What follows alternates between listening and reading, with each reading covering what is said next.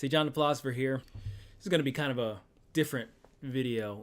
It's not scripted at all. I'm really just I'm just talking off the cuff here. But I kind of had to make it. Figured I'd share with you guys. I was out with my wife. We were walking our dog, and somebody driving by leaned out their window and said, "Effing traitor."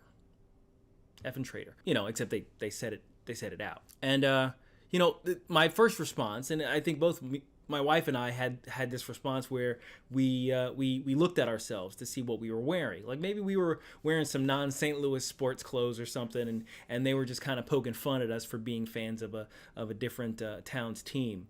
But no, I had pretty much a shirt very similar to this, just blue. My wife wasn't wearing her Toronto Blue Jays paraphernalia. And as we went on, it dawned on us that the reason he said that was because she didn't look like me. Yeah, that happened. And as we kept going on, it kind of was getting at us a little bit more and more as we walked. First of all, surprised that that kind of thing is even in our neighborhood, as diverse as it is. And as we kept going, it dawned on me, and I realized that most of the racial animus that I've experienced in my life has come from other black people. I mean, except for the one instance that I can recall was when this little boy I was playing basketball with decided to call me the N-word, and even then I think he was just trying to get in my head because I was whooping him pretty good. But besides that, every time I was made to feel a certain way about who I am, it was coming from another black person.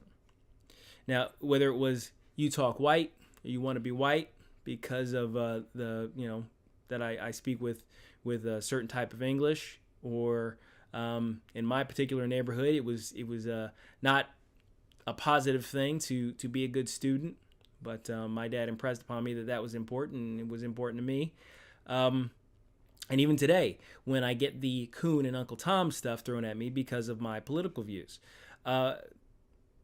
pretty much all of the racial invective that I've absorbed throughout my life has mostly come from black people. It's weird. Besides that, the thing that really got to me, and like I said, I've experienced this kind of thing a lot over my life, so over time it doesn't really faze me. It's pretty meaningless. But this was the first time my wife had experienced anything kind of like that, and she was feeling some kind of way about it. She still is. She's from Canada, so they don't have the type of racial issues in their society that we do here. And one of her best friends in school growing up was from Trinidad.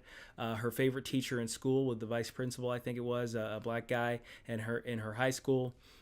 So none of that stuff really makes sense to her. Sometimes I have to explain some of these things, and I wish I had the words to help her through it, to at least understand it. But honestly, I don't understand myself. But there's not really anything I can do. There are no words I can say, I think, that I've come up with so far to help her through this particular thing. And that's the thing that really upsets me. The world has a hate problem. We all have a hate problem. We hate each other for stupid reasons, some of which include race or skin color or culture or politics or the favorite team that we root for on Sundays or what have you. Any number of things. People have found a way to hate each other about it. But we can find a way through that. Jesus is the way through that. So anyway, yes, just keep praying. Keep praying about the world. Keep praying for us. God bless you. And I'll see you in another video.